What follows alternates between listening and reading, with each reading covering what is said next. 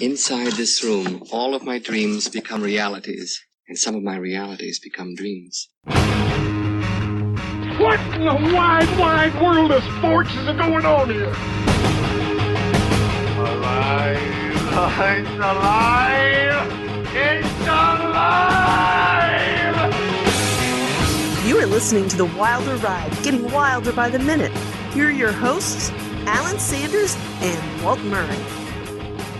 Hey everyone, welcome back to The Wilder Ride, getting wilder by the minute, a podcast that celebrates the films of Gene Wilder 1 minute at a time. Happy hump day, everyone. Yes, we're halfway through the week. That's Igor's favorite day. And during season 2, we are diving into Blazing Saddles 1. Hey boys, looky what I got here, minute at a time. I'm your host, I'm Alan Sanders. I'm your co-host, Walt Murray. And it is our pleasure to welcome two folks from the fantastic Mr. Fox podcast.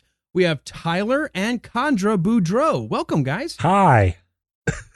Thanks for having us. Great to have you both. Yeah, absolutely. Great to have you both joining us. For just a second, let our audience know a little bit more about the fantastic Mr. Fox Minute. I guess I'll start. Basically it's the same thing. It's a movies by minute podcast talking about Wes Anderson's fantastic Mr. Fox. So 1 minute per week. So really low commitment for us and for you, the listeners. So we would love it if you hopped on board. And where can we find you? And I'll ask you this again at the end, but I like to we'll be introducing you guys since it's the first time you've ever joined us, but where can someone go to find that? You can find us on the podcast on iTunes or Apple Podcast and Google Play. You can also find us on the Twitter. Excellent. Well, let's start at the very beginning. We do this with each of our guests when they first join us in this journey of Blazing Saddles. It's a movie that's been around as of this year, as of this recording, 45 years. Wow. So, Chandra, we'll start with you. What's your background with Blazing Saddles? When's the first time you've seen it? And is this movie something you find enjoyable? You find weird? Do you love it, hate it? I mean, give us your thoughts. Okay. So our father is a huge Mel Brooks fan. So we've had the good fortune of growing up with Mel Brooks movies on a whole. This one, he did wait a little longer to show us. Not too much later, though. That was wise. History of the World Part 1 was the last one we saw with him. But yeah, so we saw it. I was probably 8 or 9. And wow. I loved it. I mean, we're a lot younger in the grand scheme of things. We're both in college still.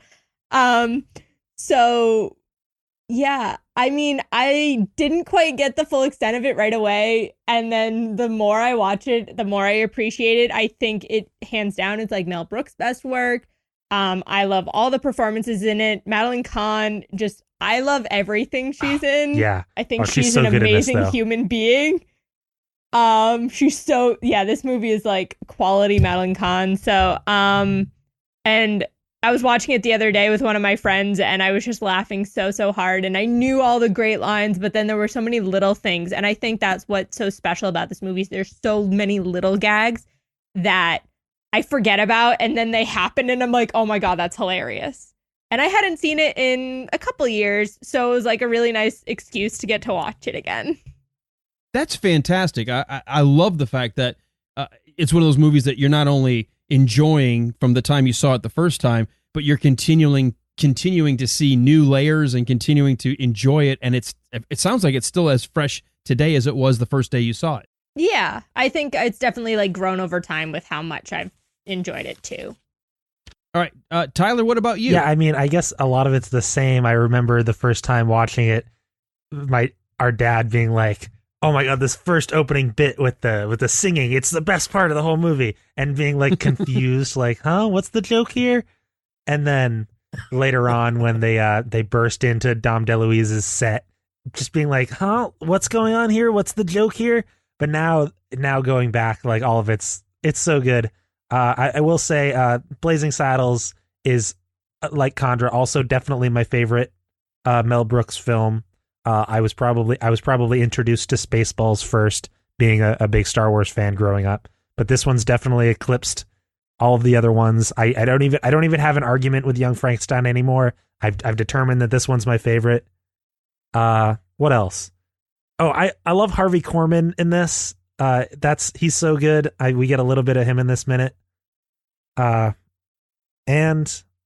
what else was I going to say? Oh, I guess for my sake, I will say I come back to this movie a lot. If I don't watch this movie once a year, I might watch it twice a year, something like that. I'm often drawn to watching this movie. Excellent. Well, it sounds like we found ourselves a couple of fans that feel the same way about this movie as we do.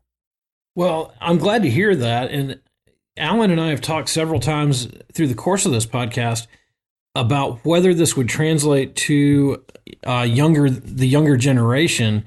And I guess for y'all, it has. What do you think of your contemporaries and their view of this film? I think for me, at least, and I was talking about this with some of my classmates that I was watching it with the other day, it's tricky because some people can read it the wrong way and be like, this is super racist. This is super sexist. How dare this movie it exist? is sexist. Oh, it is, absolutely. But like, there's also commentary underlying that really like pokes fun of these like underlying systematic issues, that it does it in a way that is so powerful and striking, and it really makes you sit and think and like, yeah, there is a way to address these topics without it being it is offensive, but it's also like powerful commentary, and it's a really interesting balance. Well, I like the way you said that, because, and I hate that we've run into a generation where there are individuals within that generation that are so easily triggered by a use of a word without understanding why it's not appropriate. And in this case, how do you paint an absolute racist if they don't act like a racist? You can't water them down, otherwise you lose the impact of what the point of the movie is. Yeah, I agree. I think the race stuff in this movie is perfect. It's the other aspects of the movie, the homophobia and the sexism, and there's a little bit of ableism in the movie too that rubs me the wrong way, but I am able to look past it for the greater enjoyment. But you know, we get there. Well, and we don't want to get too heavy in any one individual subject, but it is the movie that it is. I think the 1974 Hollywood mindset was a lot different about gays in Hollywood. I think everyone knew there were a lot of, and still to this day, a lot of people that are homosexual do tend to gravitate toward more creative and artistic fields of endeavor. It's an area that I'm in. I do a lot of theater and film and video, and I think it's always been there. I think it was more joked about, whether that's right or wrong, in the 70s than today. Today it becomes a much more personal thing, and a much more, I guess it can rile people up a little bit more. I do wonder about the sexism comment though, because I think Madeline Kahn, for me, always is there to kind of punch that one in the face, the way she handles herself in every second we see her in this movie. Yeah, I will say there's a weird trope in movies wherein a woman will sleep with a man and then fall in love with him, and that kind of happens in this movie. And as strong as her character is, and as much as I love the Madeline Kahn performance, that always has kind of rubbed me the wrong way, and I haven't really been able to reconcile that with any. It's not like she makes a moral decision that like, oh no, Bart's the good guy. No, she kind of just falls in love with him after sleeping with him. Oh, I guess I see that. For me, I guess because I haven't necessarily learning those tropes at an early age, I just saw the movie. I always thought of everything is supposed to fail against Bart. Like everything's supposed to beat him. Mongo's supposed to beat him. She's supposed to beat him. The town's supposed to beat him. So I always kind of focus more on the point of the main character, not really so much as to, well, it's kind of, oh, look at, she's falling for the guy again. I see where you're coming from. I just kind of like the idea of looking at it from the reverse angle. The guy that's supposed to fail or be set up to fail manages to win everybody over or beat their plans. Oh, it's certainly comedic in that way. It's a very good joke, but it's the kind of thing that's been done in many a bed comedy back to the Renaissance. Well, see, this is why you need to only watch it, worry about this one. After this, everything else is second best, right? All right. Well, before we go into these actual minutes, because we always spend a few minutes with our guests, as far as the underlying message of being an anti-racist film, Chandra, I'm going to go to you. You said some of your friends immediately heard some words or some language and jumped to a conclusion that this is a, quote, racist movie, when it couldn't be any further from that. So what do you say, and how do you try to get somebody to maybe open up to the idea that, hey, let the story play out. You'll be surprised by the end. So I didn't actually have that experience with the people I was watching it with, which was really nice. But we were able to have a really good conversation about how it's not, in regards of playing with those stereotypes that you were just talking about, but in terms of sexism, but also in terms of racism, that like getting this character who's really empowered and has the opportunity to defy expectations and rally people and fight for more than just himself. So not meaning to jump to the end, I know that's breaking a rule, but like when he calls out that everyone that was working on the railroads needs to be included in this new community, and the Johnsons are resisting that, but they fight it anyways. Right. And they end up coming to the conclusion that even the Irish can be included. No, I think that message, if you didn't already figure it out along the way, that last little moment there is, we're only going to beat the bad guys if we all work together, regardless of our backgrounds. We have to all work together. And they all accept it. And I love that moment where the guy, Olsen Johnson, I know we're skipping ahead, but we're a little fast and loose at the Wilder ride. We get to be Wilder here. Yeah, a little fast and loose. When it's Olsen Johnson who goes, okay, everybody. And the minute he says that, he almost realizes what I just said a second ago is so damn dumb. Everybody, let's hug and let's go forward and do this. And suddenly, look what they accomplish. It's amazing. Yeah, I agree. I think it's tempting to call out like, hey, no, they could never make this movie today. Obviously, the climate of where we are in race relations is different. So the point you would try to make with a movie like this wouldn't be the same today as it would have been in 1974. So I think that's sometimes why you might say it rubs people the wrong way, is because we're not in the same mind frame today as we were back then. Not because they're using the N-word, but because just the overall battle has changed so much. I would agree. I do think, and the reason, Walt, I'll let you reinforce this as well, because we struggled what would be our second movie for season 2. I mean, Young Frankenstein, I would argue, is maybe the least offensive of any Mel Brooks movie. There's hardly anything in it that would be of the same kind of caliber of what we're discussing here. You and I thought about pushing this off to maybe season 4 or 5 even, but then we started to realize, people in the generation we're in right now are so fixated on surface level things that we almost felt like, well, let's bring them this movie and say, look, you have to look beyond the surface, and not just in your everyday conversations, but this movie itself. If you only judge it by the surface, which is exactly the opposite of what we're supposed to do with people, you're going to miss the bigger point. That's a good point. Yeah, and I think we actually had this slated out at about season 18, and hoping that some things would have changed by that point and people would understand better. But it is such a funny movie to start with, that it was hard to avoid. Number two, it is one of Gene's greatest works, if not his greatest work. I still kind of go with Young Frankenstein being his best, but certainly among the three that he's best known for, this is one of those three. But also, I think the message is really relevant to society right now. So enthusiastically / begrudgingly, I think we decided to tackle it. But I'm glad we did, and I'm having a lot of fun with it. And of course, this I think is, as we wrestle through it, I think this is my favorite scene of the movie. So I'm excited to jump in and tackle this today. But I think that Gene and Cleavon and the whole cast handles this scene so well that it is, in many ways, kind of a comedic bomb going off. But also it does speak to some of those issues that we're talking about.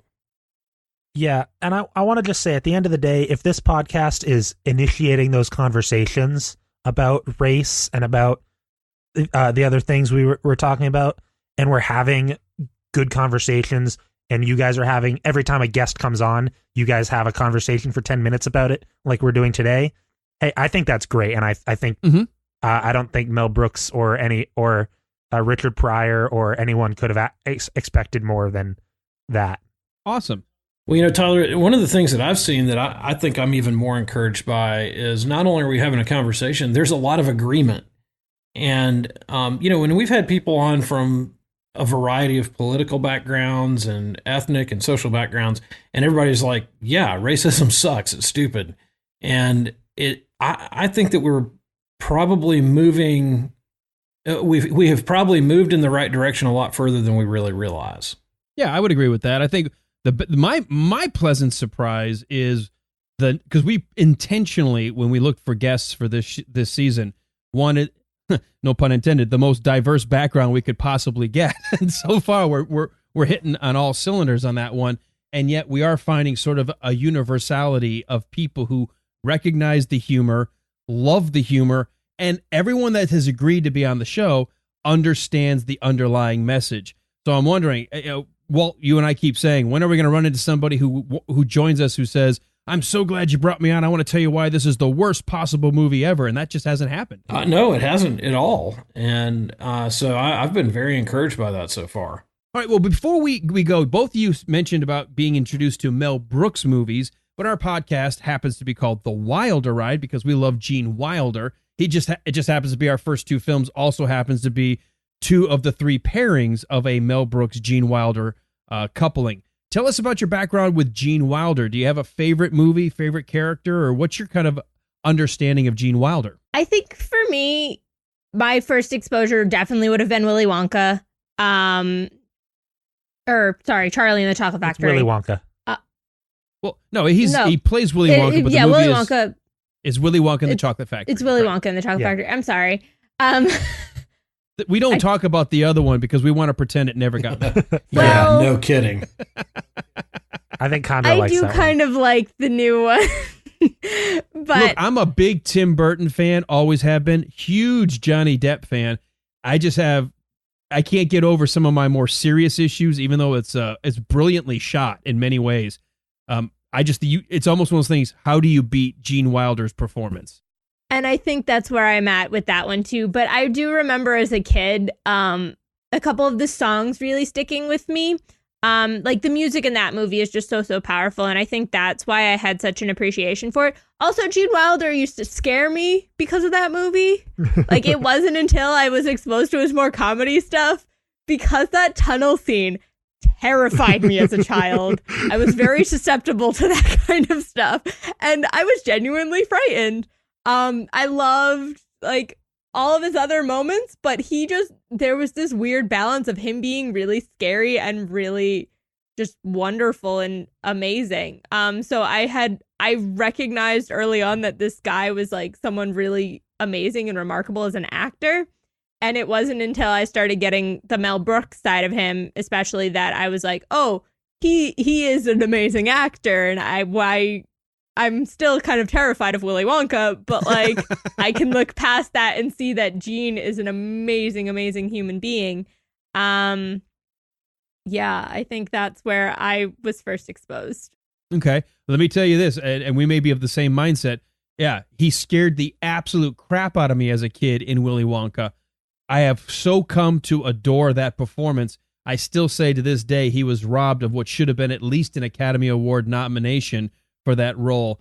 It is still one of the most powerful roles I think I've ever seen Gene Wilder pull off, and it is my favorite Gene Wilder role, where this movie is my favorite Gene Wilder movie, if that makes sense. Like the movie, the message here is so much bigger and stronger and still applies, but the performance in Willy Wonka and Young Frankenstein is really close up there as well, but something about the Willy Wonka, to be able to go from scary to charming to sassy to funny to, he just does it like effortlessly and so realistically. I just love that role. I think if we got more of Gene Wilder in this movie, if we got more of the Waco Kid, because that character is just so good, it would leave a bigger impact of Gene Wilder-ness. But I think you're right. Young Frankenstein and Willy Wonka are where he really gets to shine. Think about this. I mean, both Willy Wonka and Young Frankenstein, we get to see Gene Wilder lose his absolute, he goes absolute batshit crazy multiple times. He can hit those really high levels. The Waco Kid is exactly polar opposite. Yeah. He never gets worked up. or he also has the great scene in what was the Producers, where he's acting opposite Zero Mostel, and he's freaking out that he's Right. what does he say? He's hysterical. Well, that's really funny when? too. But I'm wet, and I'm hysterical.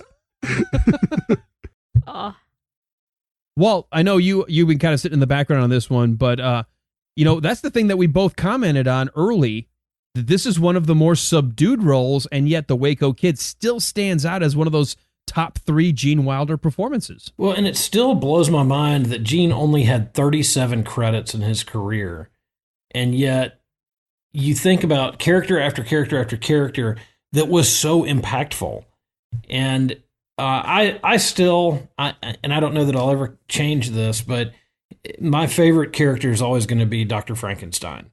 And I think it's for some of the same reasons that you said, Alan, that you like him and Willy Wonka, or as Willy Wonka, is that you see that wide range of personalities and talents that he has. He's, frightening. He's completely over the top. He's subdued. You see him in utter depression. You see him in utter joy. You see him, completely bamboozled. And so... Said I give? I'm amazed. Put the candle back. And so you do see, I think you see him in both of those roles as an actor at his absolute best. And I agree with Tyler that if there was more of him, I think it was Tyler that said that if there was more of him in this movie, it might even push into his number 1 role for me. Well, we've had a chance to get a background. We've had some discussion. So let's go ahead and dive into this minute number 73 here. 73. It is Wednesday, hump day, halfway through the week. We're actually going to start this minute with Gene Wilder. We get a chance to see the Waco Kid put on his best down-home Southern accent because he starts off with, "Hey, boys, looky what I got here." And we're going to end with him trying to explain away the skin color of his fellow KKK-man see, it's coming off. So let's go ahead and dive straight into this. Right off at the very bat, Walt, they realize they need to find out, well, what is Hedley really up to? We saw the sign, he's recruiting, but why do you think that they need to get any closer than this? Why do you think they need to get all the way up there? They see him signing up bad guys. Well, that is a really good question. I don't know the answer to that. Maybe they just feel like they've got to get, into the crowd of bad guys in order to foil their plans. I'm not really sure. I've always scratched my head about that. I mean, obviously it's for great comic effect here, but I've always wondered why they felt like they needed to get up close and personal like that. Well, maybe they know that there's an attack coming, but they don't know when it will be. And so maybe if they just get closer, they'll say, here's the time and date, and here, like something like that. That's a good point. Maybe they're trying to get more of the detail. Maybe there's something they can see on the table there. Like you said, maybe the timeline, or where are they going to be rallying? Where are they going to be going? Something like that. That's a good point. Maybe that's why they need to get a little bit closer. If I could just interject something in here, I will say this film has something in common with the whole beating up the KKK members and putting on their costumes to get a disguise. This film shares something in common with one of my other favorite films, Oh Brother, Where Art Thou, in that regard, as well as several other regards, being that both films also start with people building train tracks and have the ultimate conclusion that integration is a good thing. And so all of those similarities in these movies that are so vastly different in content, but also kind of the same, has always fascinated me. I don't know if you guys have talked about that. We hadn't tried to find any parallels beyond just whatever is being referenced in the films themselves. A lot of stuff we've talked about so far are the inside jokes or the multi-layers that, Mel Brooks calling back to early days of cinema, or other characters that they're sort of parodying. But we didn't really talk about other more modern movies that have a similar motif. I mean, if you want to take us down that path for a minute, I'm more than willing to let you. It's at this point, it's a comedic trope of like KKK, but silly. I was literally just watching Django Unchained 30 minutes ago, and there's a scene in that where it's like they're the KKK, but they're totally silly and incompetent. It's slightly different when it's using the gear as a disguise thing, and specifically in "Oh Brother, Where Art Thou," the kind of trio has to use the KKK outfits as a disguise to help save Tommy from getting lynched. And I mean, it's taken much more seriously in that movie. The Coen brothers obviously have a better sense of tone balance and can kind of weave in the seriousness of this kind of racial history of the KKK, which is not a discredit to Mel Brooks. He was one of the first people to ever punch up at them in this way. So casting them as silly guys that are easily beaten up and have a nice day stitched onto their backs is a very funny way of handling them. Yeah, I was gonna say, I think we're getting a lampooning of the KKK here, where like, look how ridiculous and to put well, I gotta ask you your thoughts on this one. When you first saw it, the "Have a Nice Day" on the back of their robes is still to me hysterical. The first time I saw that, I laughed my ass off. And I got to be honest with you. I think that is one of the most genius jokes ever in cinema. Because when you look at the KKK and having, grown up a lot in the South and, knowing, I mean, like I've been face to face with some Klan members. They are some of the most nasty, redneck, like there aren't enough words, enough bad ways to describe these guys, and they are bad. I mean, they are tough. Some, not all of them, but some of the Klansmen would kill you just as soon as look at you.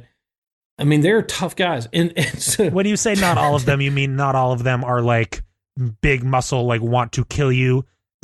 All of them bear hatred and should be condemned. All of them, okay, absolutely, but not all of them will stab you to death, or burn your house down, or shoot you. I mean, not all of them are murderers, but none of them are praiseworthy at all. Okay, thank you.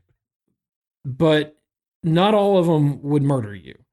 Now it's they're a bad bunch, but sticking a "Have a Nice Day" sticker on the back of their shirt or the back of their robes is absolutely genius. I mean, I thought that was one of the funniest things I've ever seen in my life, because it just so stands in contrast to who they really are. Well, what it does to me is it makes, like you said, a lot of them think that they're bad hombres. They are, but to put the "Have a Nice Day" sticker on the back suddenly paints anybody, regardless of where you fall in line. If you wear those kinds of robes, you're an absolute idiot. and I think it is doing nothing but mocking them with a simple "Have a Nice Day" sticker. Like if I was right, it's almost like putting a "Kick Me" sign on their back. Yeah, exactly. If I was a Klansman sitting in the theater, I would be outraged. I'm like, what are you doing? Because he basically just said, you guys are all mentally deficient and have you serve no purpose whatsoever, really. Absolutely. And it's almost like taking the teeth out of the tiger. Yeah. And totally cutting any of their fearsome qualities away and really just totally making fun of them. I love the fact that they're mocked. I love the fact they get so easily duped and then so easily beat up. Yes. But I want to point something out because I like doing stuff like this. Pay attention when they come out from back behind the rocks, right around second number 27 or so. It looks like if you watch the alignment, based on the fact that you see the now disguised Klansman to, I guess, the right side as you're looking at it, he is holding his hat, the black hat, which looks like that should be, I think, the Waco Kid.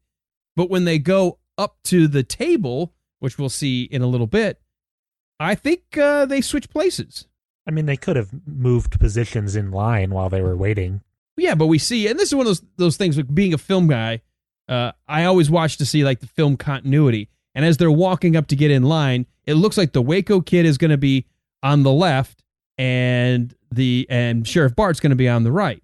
But it turns out that Sheriff Bart now is on the left when he goes to sign the book.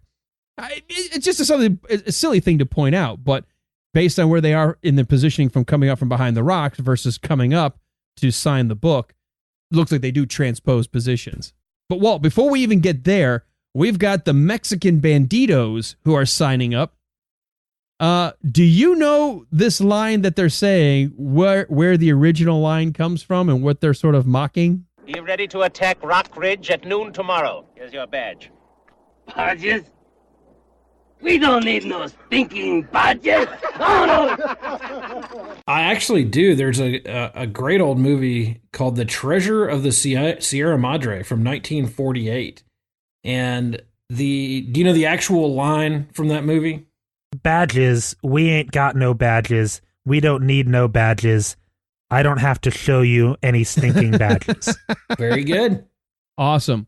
By the way, for our friends at the Indiana Jones Minute, and you folks who are friends of the Indiana Jones Minute franchise, if you have never seen the movie Treasure of the Sierra Madre, you might want to check that out. There are a lot of similarities to what we would eventually come up with as Indiana Jones and his search for the Lost Ark.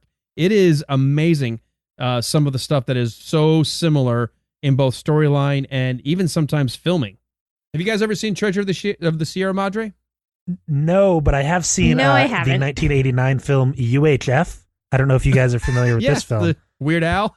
Okay, so I've got a note on that as well. That is one of the craziest but most awesome and hilarious movies of all time. Yes. And Walt, were you going to explain the connection there, or do you want me to? Yeah, go right ahead. So in UHF, of course, Weird Al has a television network that he's kind of producing, and one of his shows that he discovers that neither him nor his partner actually signed up this man, but it's Raoul's Wild Kingdom, and Raoul is a man who kind of has a fun, interesting fact show about animals, but it turns out when we watch him that he's weirdly abusive and kind of crazy, and we get a scene of him getting some animals delivered to his house, and they're like, there's 3 porcupines, 2 turtles, and 4 badgers. And Raoul kind of looks at the camera and he's like, badgers? We don't need no stinking badgers. That's awesome. Yeah, it's actually absolutely great. And the guy who played Raoul is Trinidad Silva, who was actually the gang leader on the TV show Hill Street Blues. And he was killed in a car accident between the time that he shot UHF and UHF came out. I didn't know that. Oh, wow. Yeah, it was really tragic. He was a great actor. And if you go through his IMDb credits and look at some of the roles he played, he was awesome.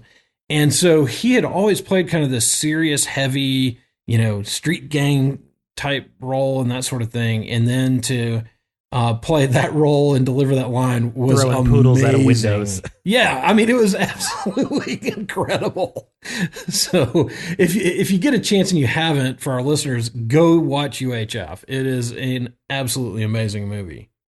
The one thing I find really interesting is how this line in particular has permeated pop culture.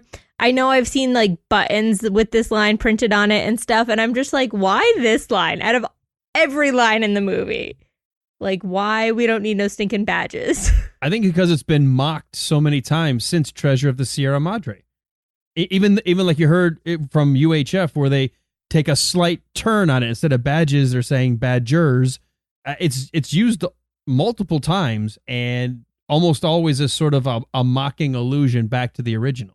Yeah, I guess the question is the Blazing Saddles line almost more famous than the Treasure from the Sierra Madre line at this point? I know, that's where I learned the quote from first. I just thought it came from Blazing Saddles when I was a kid. I never thought that it came from an older movie. Yeah, it's a funny line without the reference still. It still is. Which, I mean, I get is the point of references. Yeah. If it's funny without the reference, then it's funny overall. And that's what Walt, we've had this happen multiple times as we've gone through and breaking down some of the jokes and some of the layers and even some of the backgrounds. We've discovered, even if you didn't know the original context, this script is written in such a way, it's still funny that you've got a bunch of these Mexican banditos who are basically laughing in the face of the ultimate bad guy of this movie, like, badges? What the hell is wrong with you? We don't need any stinking badges. It's funny just on its surface. I think this was one of those jokes that when I saw the movie, I knew it connected to something else, but I didn't know what. And of course, this was middle school or high school middle school when I first saw it.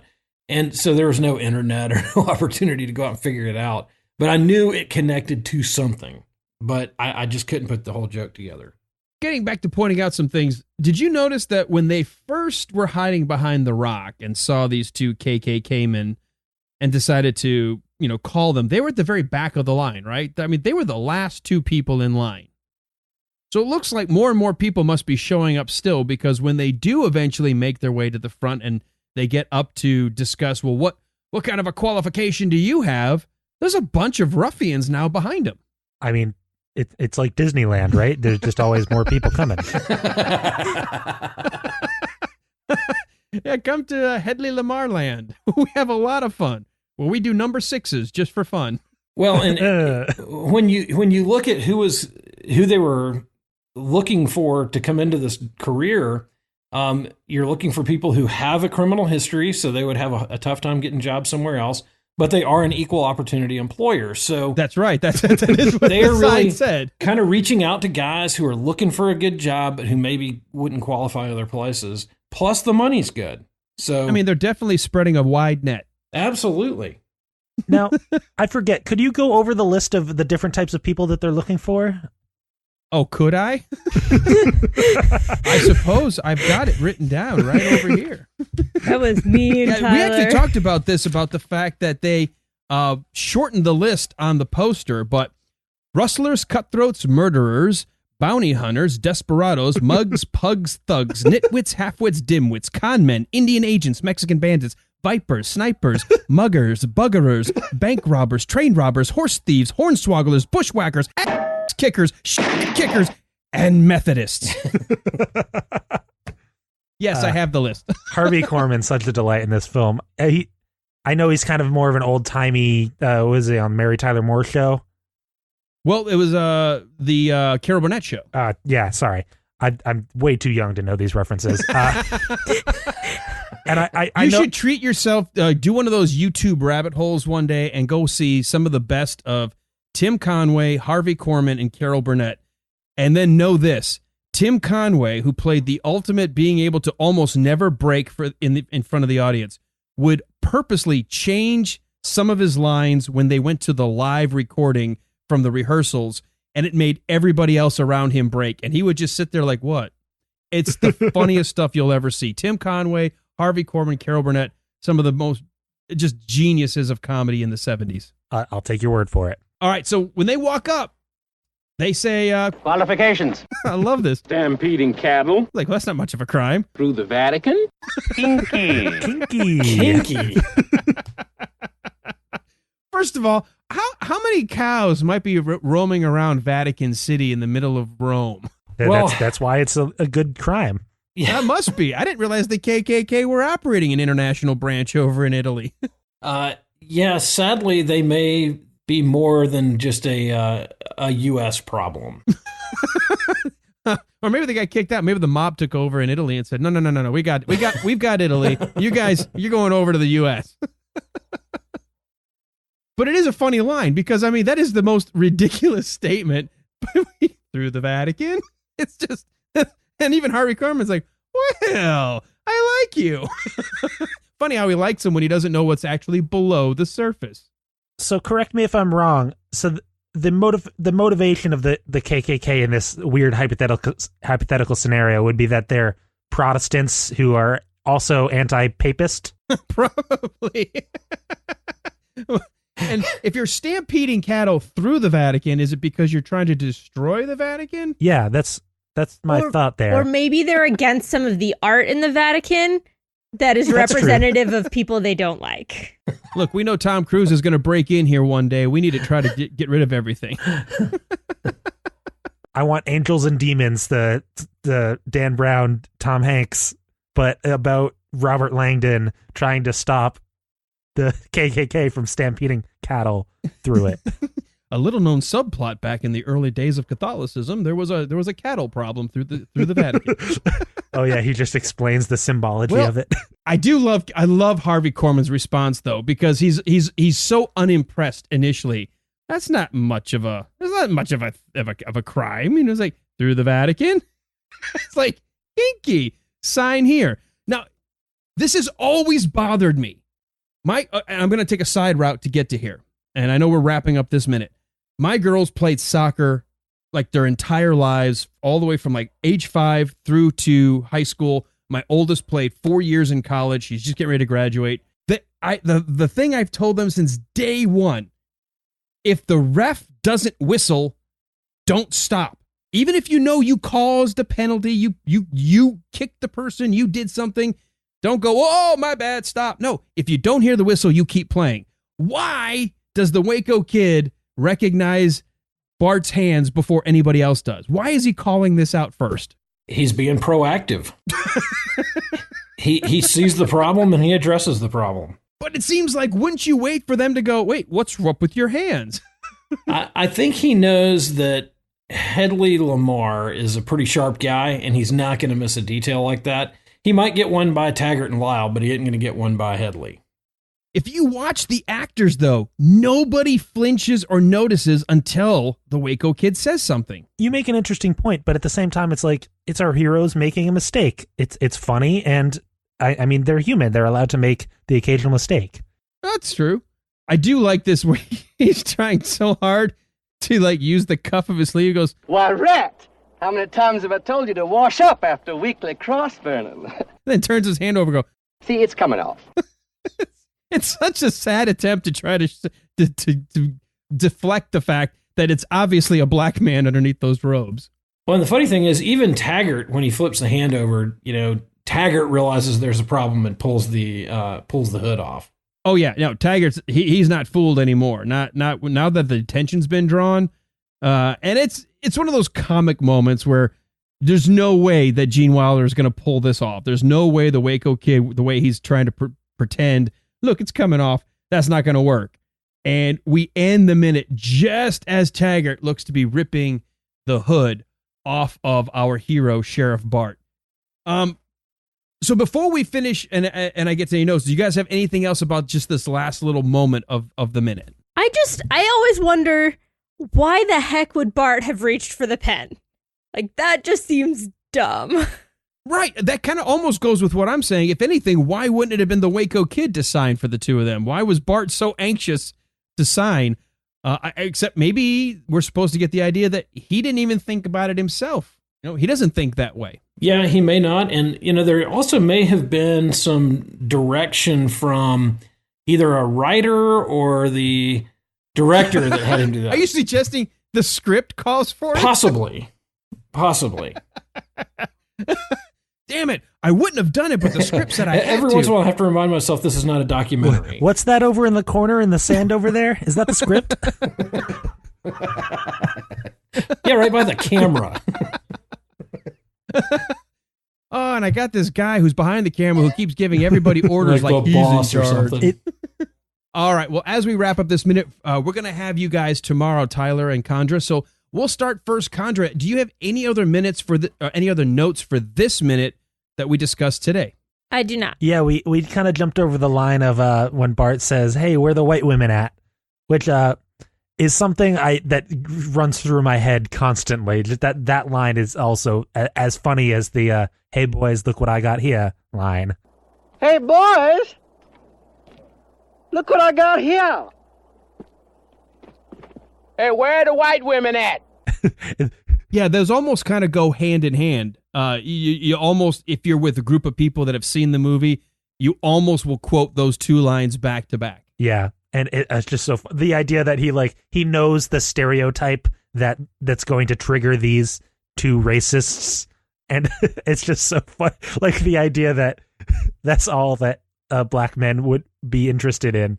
It, like, I know it's a stereotype, but the way he plays into it is funny to me. And what it's even funnier still, he's obviously, in the way they're portraying it, like he's the prisoner of the Waco Kid. And to say that, like the most outrageous thing, hey, where are the white women at? Like, why would you do that? But obviously that's the plan. Yeah. Well, and he knew what would really get the Klansmen riled up. That even if they didn't, think, okay, well, here's a good opportunity to go beat up a black guy, that would light the fire for them.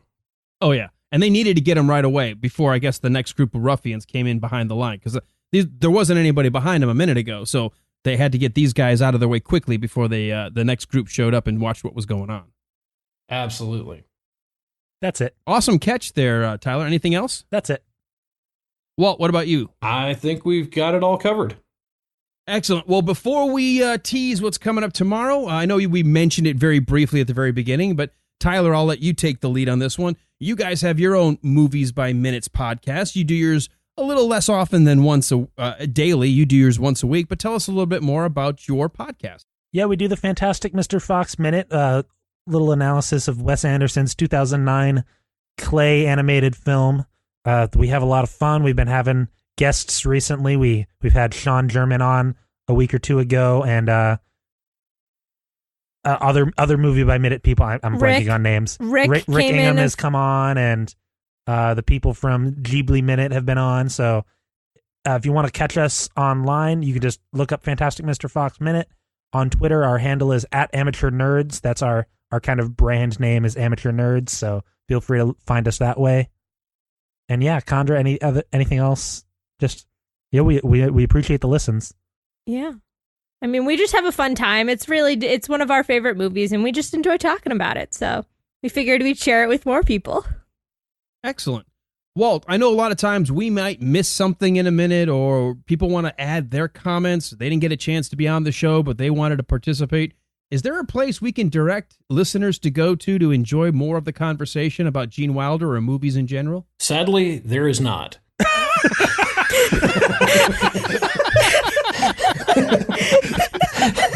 Oh, why you? Yes, there is, Alan. The best place to go do that is go to facebook.com/The Wilder Ride and then answer the questions to join our listeners group. There's a little button there to hit. And there are tons of conversations going on. There's pictures from the movie being posted and conversations there. And we would love to have you join us there. The other thing that you might want to do to be able to help us out is to go to whatever podcatcher you're listening on, whether that be Apple Podcatcher or Stitcher or wherever. And then take a second just to give us a rating. If you like what you're listening to, we'd love to get a 5-star rating from you. And then a quick comment. That will help push us up the ratings list there and help people find us when they're looking for something about Gene or Blazing Saddles or something like that. We appreciate everybody being out there, and tell your friends and family if you're enjoying it. Podcasts are catching, and a lot of times people don't even know there's these kind of Movies by Minutes out there. You can go to moviesbyminutes.com to get that full comprehensive list of all the other folks that are taking on movies in 1 minute increments. That doesn't mean the podcast is only 1 minute. It just means only watching 1 minute of the movie at a time. So come on back tomorrow, Thursday, for minute number 74. We're going to start with the line, and now for my next impression, Jesse Owens. And we're going to end with 3 miles due east of Rock Ridge at midnight. Do you understand? Wow, seems like a lot's happening in that minute. And we're going to have these guys back tomorrow, Tyler and Chandra Boudreau from the Fantastic Mr. Fox Minute. To get there, you're going to have to come back tomorrow for this, The Wilder Ride. One great thing as a PI that I need to start telling people is badges. I don't need no stinking badges. No, you don't.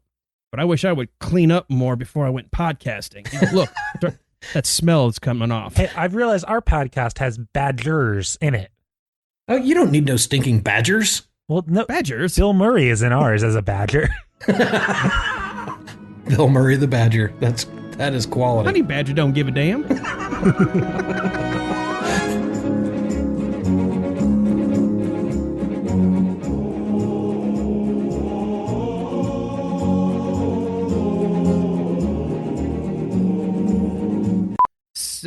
Where are we? We're minute number I lost my track. We're into minute number 73 here. 73. It is Wednesday, hump day, halfway through the week.